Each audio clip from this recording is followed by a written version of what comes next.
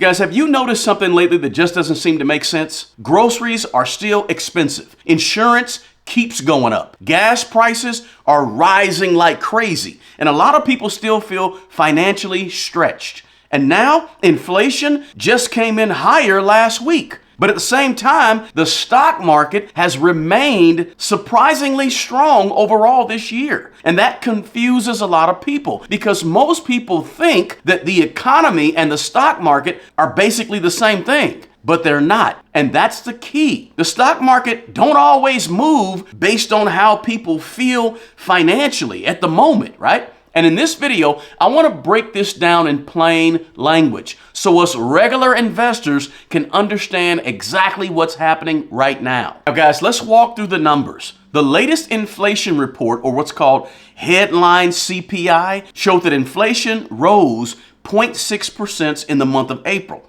bringing the annual inflation rate right now to 3.8%. Now, this is one of the highest inflation readings that we've seen in a long while, okay? It's still well below the 40-year high inflation that we had back in the summer of 2022, right? When it reached 9.1%. And that's headline CPI inflation. Now, core inflation, which removes food and energy out of the equation, it rose 0.4% in April to 2.8% year over year. So we have CPI inflation that includes food and energy, 3.8%, and core CPI inflation that doesn't include food and energy, that's 2.8% year over year. So here's the deal.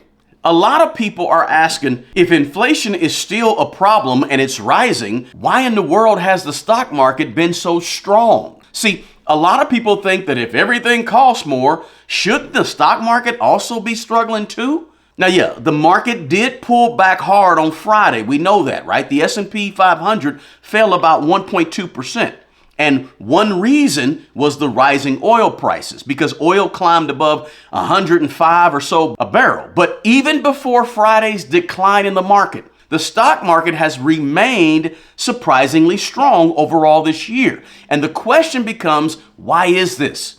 This can be confusing, right? And as investors, you got to know that just because the economy feels bad, don't mean the stock market's going to follow suit and go down too, right?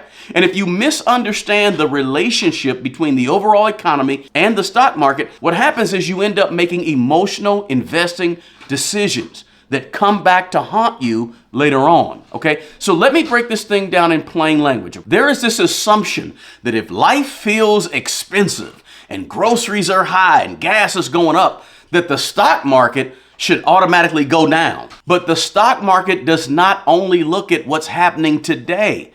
The stock market is constantly trying to predict the future. Investors and companies are always asking the same questions. What's going to happen 6 months from now? What will inflation look like down the road? Is our company going to still be making profits? Will consumers out there still be spending money in 6 months or a year? This is what investors and companies are asking. They're trying to figure out, will the interest rates eventually come down? So their whole thing is looking forward looking. That's why sometimes the economy feels stressful while we also look at the stock market that's going up. And remember this too, the stock market is mostly made up of large companies. Let me say it differently. Large companies hold the most weight in the stock market. And some of those large companies can still be making big time profits even when inflation is rising. Well, you might say, how is that? Think about technology companies. Think about energy companies, defense companies, healthcare companies, companies with strong pricing power that they make money no matter what's going on in the economy. Some businesses actually perform better during high inflation because they pass those higher costs on to consumers. And the companies increase their profits and grow even when inflation is high. There's a lot of companies like that. Think about a person who owns something as simple as rental properties, right? When inflation goes up and rents go up, guess what? That person who owns rental properties, they make more money. So businesses are the exact same way. Businesses can benefit from higher inflation all the time. So even though inflation may feel bad in our wallets and at the grocery stores, at the gas pump, companies are still making money. And investors and companies care about profits. Okay, let's be real. They provide goods and services, but companies are going to raise their prices when they see inflation all around them going up. That's just business, right? We can complain all day about it, but that's just how it is. That's what happens. Another thing people need to understand about the stock market is this. The stock market had already been pricing in inflation problems for a long time now. Uncertainty ain't new. Uncertainty has been around for years. Inflation has been higher for 4 years now. So that is already baked into the stock prices that we see. And don't forget this, that this year, guys, several things have been helping support this strong stock market. Overall, guys, corporate earnings have remained stronger than a lot of people expected.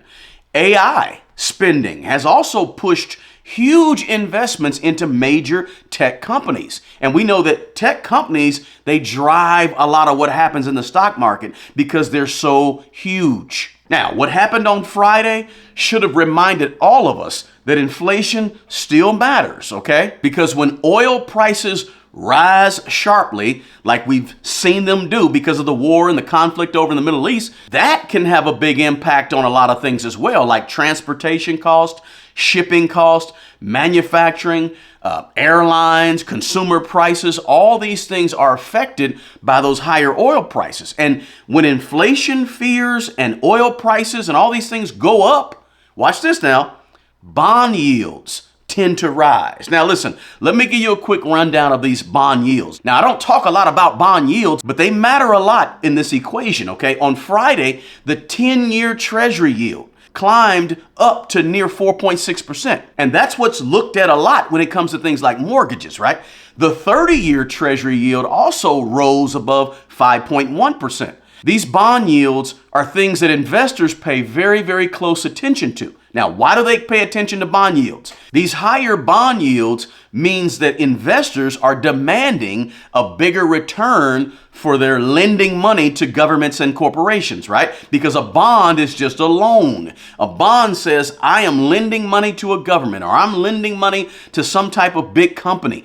And if I demand a higher return on my money, that means I'm demanding a higher bond yield. And in plain language, a high bond yield usually is a signal that borrowing money across the economy is becoming more and more expensive. Now, what impact does higher bond yields or money becoming more expensive have? It has impacts on, like I said, mortgage rates, car loans, businesses borrowing money to grow their business, credit, right? And even the stock market itself is all affected by these higher bond yields. Because when the borrowing cost of money goes up, it becomes more expensive for businesses to grow. And when it's more expensive for business to grow and operate, that affects how businesses are going to move from there. And also, higher bond yields can also make bonds look more attractive than stocks for a lot of investors, right? If an investor can get almost guaranteed 4 or 5% from a bond, why would they take some type of risk to maybe get 6 or 7% from the stock market? So these rising bond yields were one of the reasons that the stock market sold off on Friday, which made the stock market go down, right? But even with Friday's decline, the S&P 500 is still up over 8% for the year. And that's what confuses people, because emotionally people start saying, hey, everything feels harder financially, right? Groceries are high and gas is high. So why are stocks still going up? Something's not right, or they're lying to us. Not really. The stock market is just playing a different game than the inflation game. Again, the stock market and everyday life is not always moving together at the same speed, right? So this is what we as regular investors have to be careful about. People, oftentimes, regular investors, we wait for the headlines to feel comfortable before we invest our money. Don't do that, because by the time everything feels comfortable in the market has already moved and you missed it. And then the opposite is also true, right? Sometimes people panic and they sell just because of a scary headline that they saw on the news or a scary article that they saw on their social media feed, only to watch what? The market recover just after you pulled all your money out, right? When you're not participating in it. And this is why I tell people all the time, you can't build long-term wealth based on emotions and headlines. You need a system. You need structure. You need a financial philosophy because the headlines are going to always change, right? Let's be real. Listen, fear sells. Fear is $1 trillion business. There's always going to be inflation fears. There's always going to be recession fears. There's always going to be elections and wars and interest rates and, fears about everything. There's always going to be another reason for you to panic as an investor. And if your investing strategy changes every time the news changes, you're going to constantly feel unstable financially as an investor. So instead of panicking, let me tell you what we should be doing, us normal, regular investors. Here's 3 things that I believe we should be focusing on right now. Number 1 is this. You need to make sure you have an investment plan. Write it down on a notebook, on a spreadsheet, whatever it takes. I don't care if you put it on poster board and put it on your refrigerator, right? Most people invest without a written strategy. That's dangerous. You should actually write things down. What is your investing philosophy? What is your beliefs about businesses? What is your long-term goals? What is your risk tolerance, right? What are your specific customized rules for buying stocks or ETFs or index funds? And then what is your rules for selling? And what is your diversification strategy? What is your checklist? You got to know all these things because when emotions rise, your written plan is what's going to help protect you from you. It's going to help ground you and guide you. And if you don't have a written plan or written philosophy, you'll eventually start chasing hype. And that's how people end up investing in things that they never understood in the first place. That written plan of yours creates discipline. And discipline is what matters more than trying to predict the future. All right. Second thing is this. Stay consistent. Dollar cost average. One of the most powerful habits for long-term investors, regular investors, is consistency.